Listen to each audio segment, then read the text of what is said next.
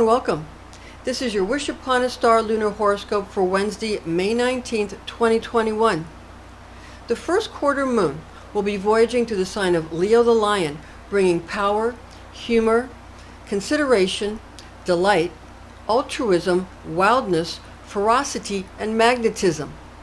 The first quarter moon is a waxing half moon, and during May 2021 cycle, the growing half moon occurs while transiting the 12th mansion of the moon at 7:13 p.m. We're using universal time coordinated and tropical astrology. Luna's activation of lunar mansion number 12 during a waxing half moon at 50% light is potent for performing magic spells and rituals.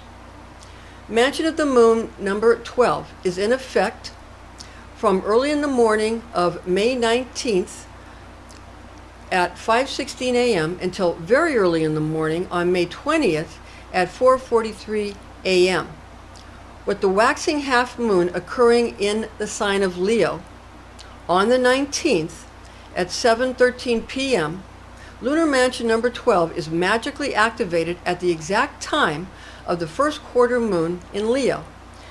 This waxing half moon is going to be perfect for performing projective magic spells and rituals because it's 50% light, it's waxing, and it's growing. The waxing moon, you want to do projective magic spells and rituals when you are doing something where you're going to do something or give something instead of receiving something. So projective magic, bestowal, and giving. That's what that means. Some of the other, like on a waning moon, you would do the opposite. You would do something to like receive money or something like that, if that makes any sense. But this is projective, something that you would give or that you would do or perform. I'm Pastor Rosemary, the Astrology Angel. I'm a Rosicrucian seer, biblical astrologer, Christian psychic, and Gnostic mystic. And this is a Readings by Rosemary angelic transmission. Luna will be in Leo, 21 degrees, 25 minutes, and 40 seconds, moving into Virgo at 4 degrees, 17 minutes, and 19 seconds, according to Abraham. The star to wish upon inside the 12th mansion of the moon, Al-Sarfa, is named Denebola, the tail of Leo, the great Arabic lion, according to Warnock. Ask the angel of Beta Leonis, who is named Abdizuel, to increase your harvest and to make your allies, officials, captives, and servants steadfast and honest. Beware the image of a man or an angel fighting a dragon, as in when you have a statue of the Archangel Michael slaying a dragon, or something that looks like a dragon, or even a serpent, because that's the same as this. It's like Perseus, who was killing his enemy. It's the same as the Greek myths. It's all the same. It's all myths or it's all legends, but it's all the same kind of thing. So that's the one that you want to beware of. I have a statue of Saint Michael, but he's not, and he's got his sword out, but he's not slaying a dragon in the one I have. He's just standing, with his sword out, ready to, defend heaven and the all the divisions of heaven, but he's not slaying a dragon in the statue that I have. I'm not saying that there's anything wrong with it, because if you're trying to control your lust, that's a good thing to have or to do or to use. But in this instance, during this moon, if you use it, just understand you will be bringing your libido or your lust or your chi or your ki or your prana or your mana down. Okay? So understand that. So again, if that's something that the person's having too much of, or too many people are coming at you, you might want to display that image. But if you want to have more of a libido or more, if you know how to channel it properly, like in some of the Flower of Life books have that information, how you can channel that energy up to your chakras properly instead of using it inappropriately, then you wouldn't want to stifle it, the chi, the ki, prana, or mana.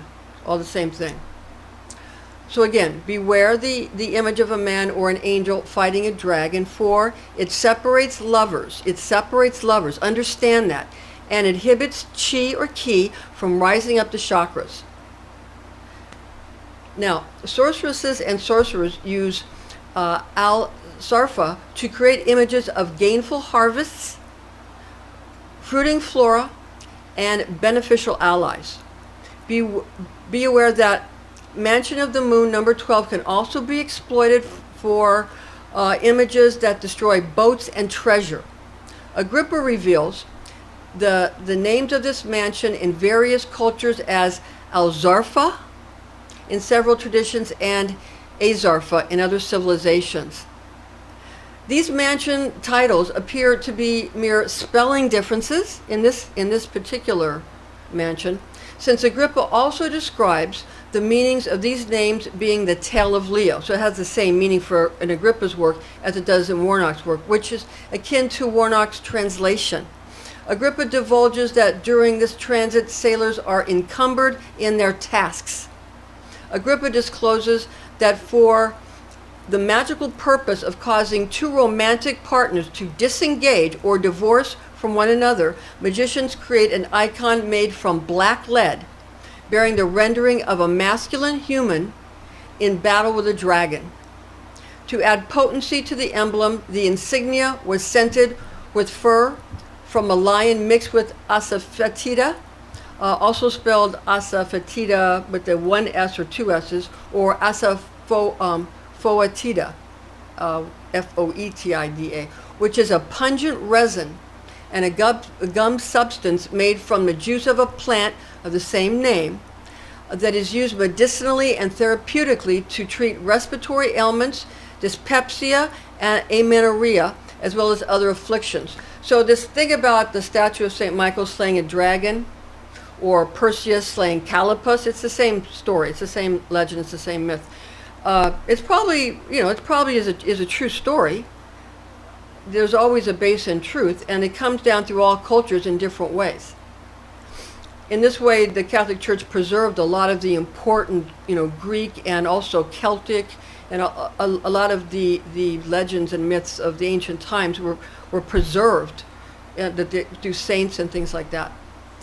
So, if you feel that your marriage or your relationship is breaking apart, and there's some kind of an icon of Saint Michael, the Archangel Michael slaying a dragon or slaying Satan or slaying a serpent, you might want to not have that image around you when you're trying to work it out. If, on the other hand, you are feeling that someone's taking away you're trying to break up your marriage by either coming at you or going at your spouse or your partner, you might want to use that as a defensive mechanism and display that towards the person coming at you, or who's coming at you to try to break you apart. You might want to display that at them to make them leave you alone.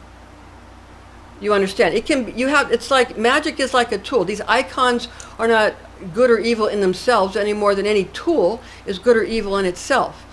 It's a tool, and you can use it for good or evil, like a hammer. You can use it to build a house. You can use it to hurt somebody. So you see what I'm saying? You can use magic just like you use any tool, but you have to know what you're doing and use it responsibly. You can't just willy-nilly have it anywhere, because it's just bouncing off. If you're just using it generally, it could be hurting people or helping others. So you want to know specifically what you're doing. All right, now, according to Kabbalistic lore, Leo is ruled by the sun, while Virgo is ruled by Mercury, the planet Mercury. Leo's birthstone is peridot, which is a greenish stone, with Virgo birthstone being sapphire. Rosaries and amulets using peridot for Leo are magically potent for this praxis. Kabbalistic and alchemical planetary associations, in this instance of a waxing half moon in Leo, whilst transiting through lunar mansion number 12, could be utilized with perfumes, essential oils, herbs, or flowers, as well as colors. colors that have the same correspondences and associations of what you're trying to accomplish. We're going to focus on the stones, like the peridot, and then the metal for making talismans. Now, the planetary alchemical metals in this case would indicate gold for Sol or the sun. Gold is practical and workable for this operation. Regarding the Leo birthstone of peridot, this could be used for an amulet, gemstone, talismans, as well as for rosary beads. And gold could also be used for the forming of a rosary chain, an amulet base, or jewelry setting.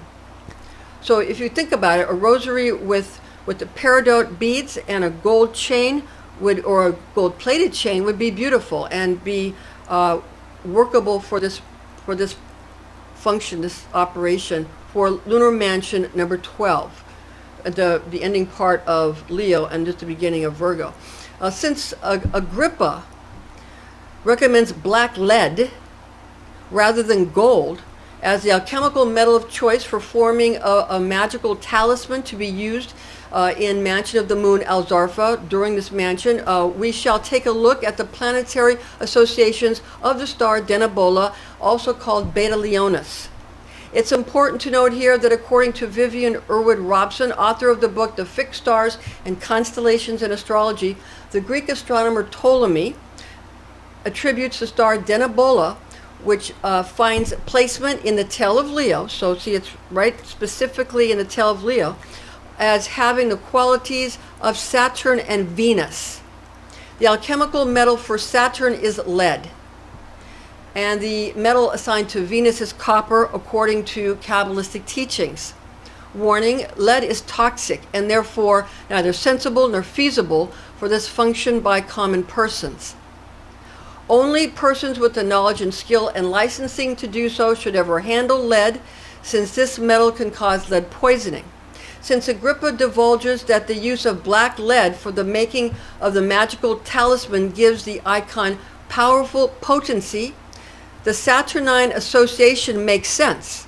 So Agrippa here lines up with Vivian Irwood's description of what Ptolemy cites as being lead for Denebola, the star in the tail of Leo, and also called Beta Leonis. So there's an association that matches, where Agrippa says black lead, then Ptolemy says lead because he says Saturn, and black is the color of Saturn, one of the colors of Saturn, and therefore that associates with Saturn a lot, and therefore you see there's a correspondence. However, sadly, alas, it's toxic. So only someone who was making a talisman that was like people who use, uranium for doing things, they're licensed to do so. They make weapons. The weapons hurt people.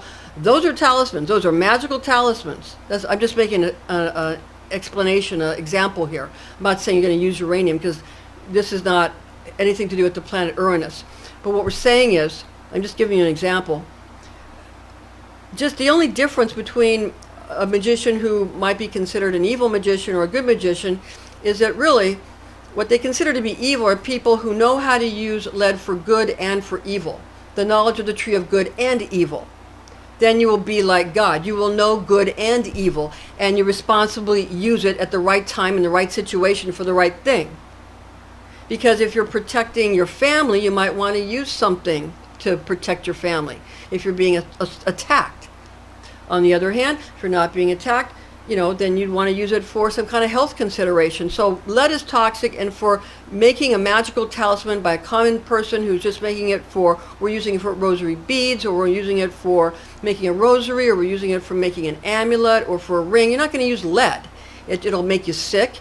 Working with it, it'll hurt you, and you'll get lead poisoning, so don't use it. So, but we're just letting you know how this actually works. So actually, scientists are magicians. They just change the language. It's no different.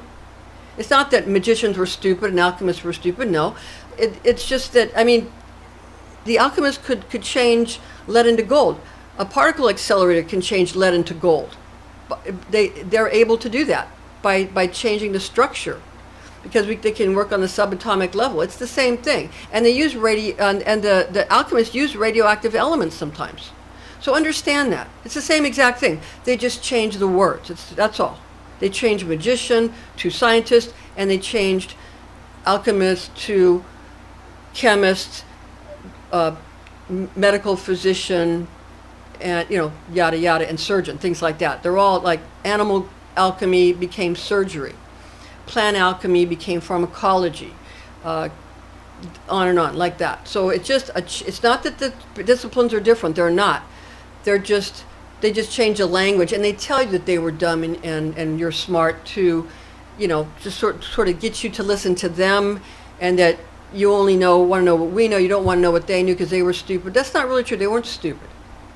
There was a lot of knowledge in the past that we don't want to lose, by the way. We don't want to lose. So, again, we can't use lead because it's toxic, and we're not going to use it in this situation for the fashioning of the kind of talismans we're talking about. Now, regarding the other planetary correspondence of copper, nevertheless, for Venus, recommended by Ptolemy, copper is pragmatic, and it is realistic for this procedure. So where you cannot use lead, and that's what Agrippa used, but so for our purposes, for making rosaries and amulets and jewelry, you can use copper for Venus, okay? And it's realistic, it's usable, it's not going to hurt you. Now, therefore, we can recommend it in the use of forming magical talismans, rosaries, amulets, and jewelry. So that's, you could think it would make something that would be very, very, very pretty to use, a peridot bead with a copper chain. And you could use a peridot gem with a copper bezel for a talisman, or copper setting in a ring with the peridot gemstone. It would be very, very pretty. It'd be beautiful and have this kind of energy specifically for this lunar mansion. Okay, now keep in mind that that in summary, since peridot is a superb selection for the rosary beads or the amulet ornaments or the jewelry gemstones made for use during the mansion of the moon called Al-Sarfa, accordingly, if a Venusian frequency is desired, copper can be used to create a rosary chain, the amulet base, or the jewelry setting. If you want a more solar aspect and an aspect to bring out the Leo qualities, that's going to be more with the gold as the metal, but that's not specific for Denebola. That's not specific for the mansion number 12 called Al-Sarfa. Now, you might find that in some of the very ancient texts or the Arabic texts, or some of the other, you might find that the numbers are different for the number of the mansion. You might find it 2 digits off, but we're giving you the number that is associated with Cornelius Agrippa, Henry Cornelius Agrippa gave in his book, and we're going to tell you about that in a minute, and also what Warnock, how he numbers it, which is the same as Agrippa. So we're giving you those numbers. Now remember that the number assigned to each mansion of the moon may vary, relying upon both the cultural and the astrological attributes of the system being used. What pinpoints the exact lunar mansion to which we are referring is made clear by the use of the star to be wished upon, in this case Denebola, as well as by the name of the indicated mansion of the moon. So number 12, mansion of the moon, and star Denebola, and also Denebola is called Beta Leonis in some circles. I guess that's the more scientific name, if you will. Now, other Kabbalistic correspondences for lunar mansion number 12 are as follows. Moon in Leo provides qualities of being compelling, witty, amusing, feral, and charismatic. These natives are also said to be charitable and compassionate. Planetary archangel for Luna or the moon is Gabriel. God is my strength, power of God, and a messenger of God. Zodiac angel for Leo is Virchiel, whose divine tone is I will. Luna again, I will for Virtuel for Leo. Tarot card for Luna or the Moon is the High Priestess card. The High Priestess, who sits between the pillars of Joachim and Boaz, with the triple goddess crown of the moon upon her head, with the crescent moon at her feet, with the rivers of life flowing over her and into the receptive crescent moon. She has the cross on her chest and the Torah scroll in her hands. That's the Pentateuch, the Torah, the 5 books of the Pentateuch. And she has the pomegranates behind her. And whereas the Torah is the Kabbalah in a written form, the tarot deck is the Kabbalah in a picture form. It also is a secret code that teaches you, when you learn it, that how to unlock keys in the Bible. If you have tarot cards and you get this card is associated with Gimel, the Hebrew letter Gimel. And the Hebrew letter Gimel means camel. And that the Kabbalistic path that goes up to the crown chakra, up to the top supernal of Keter. That is the crown chakra. Keter means crown. And it, again, Gimel means camel. Now, if you, this card is a key to unlock the book of Psalms. If you go in the book of Psalms and you turn to Psalm 119, you will see Aleph, Beth, and Gimel, the third Hebrew letter Gimel. You'll see it. Not all Bibles have Aleph, have the Hebrew letters like that, and all 22, because all 22 are there, and there's 22 tarot trumps. Okay, so it's a key to the Bible, and this is the key, and the Bible is the lock, and you unlock the Bible with the tarot cards, and it unlocks the whole Kabbalah for you, or Kabbalah, tomato, tomato. Okay, now when you get to Gimel, you read the psalm there, and the psalm is 119, but you read the verse under Gimel. And that will be how you associate and you open the mysteries of the moon, and the High Priestess card associated with the moon. The moon card itself is associated with Pisces. So it's the moon itself, the Luna, is associated with the High Priestess. Okay, now the Western Array musical note for the moon or Luna is F. We're going to play that for you now.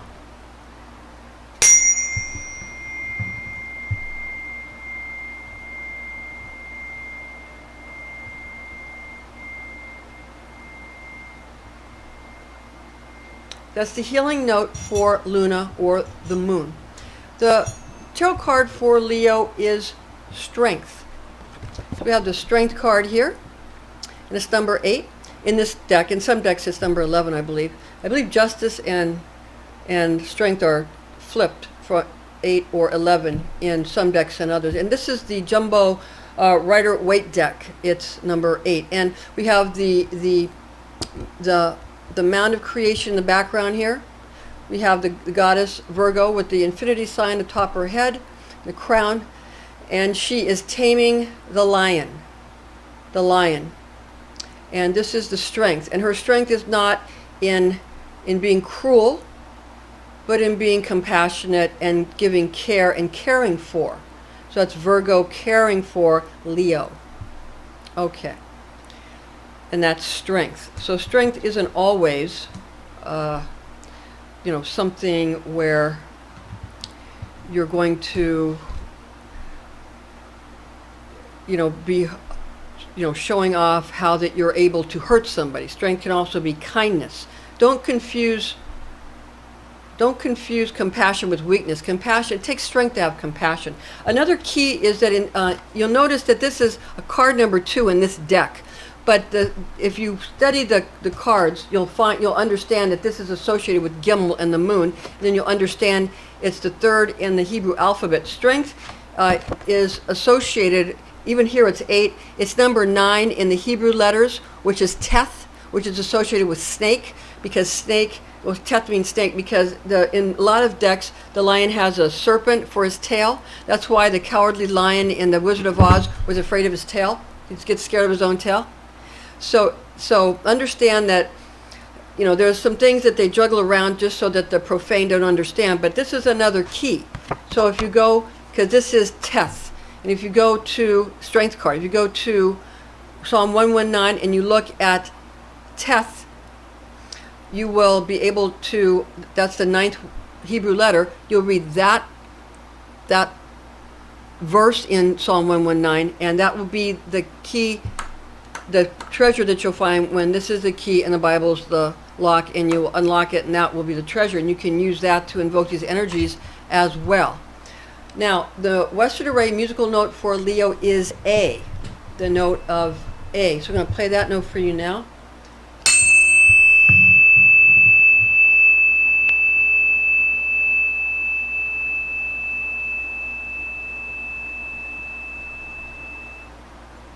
Now, the information found in this document is based on the oral tradition known as Kabbalah, taught to me by Rosicrucian clergy when I was but a young girl, the facts of which I have committed to memory. Much of the information about star magic was also taught to me through an adjacent German pagan coven, which had established satellite covens throughout the world. I was in an American branch, a satellite of that coven. I began writing a book based upon these extremely important teachings in 1988, which I have entitled to be my Star Magic Grimoire. The reference books for lunar mansions, you can go in the description box and find the blog to give you all the information and the page numbers for this specific blog, but we're going to give you the books now we recommend. The first one is Mansions of the Moon, a Lunar Zodiac for Astrology and Magic, second edition with 2019 to 2033 Mansion Ephemeris, written by Christopher Warnock, illustrated by Nigel Jackson, published by Renaissance Astrology in 2019. Second is 3 books of occult philosophy, Llewellyn's Sourcebook series, authored by Henry Cornelius Agrippa of Nettisham in 1533, translated by James Freak in 1650, edited and annotated by Donald Tyson in 1993, and published in 2000 by Llewellyn Publications. And third, The Fixed Stars and Constellations in Astrology, authored by Vivian E. Robson, Bachelor of Science in 1923, published by American Federation of Astrologers, Inc., cover design by Jack Coppola, and again, the page numbers for this particular blog are in the description. And thank you so much for joining us. We're doing these each week for each of the half moons. So the waxing half moon, the waning half moon, and the new moon, and the full moon. So we're doing one each week. So please join us again next time. See you soon.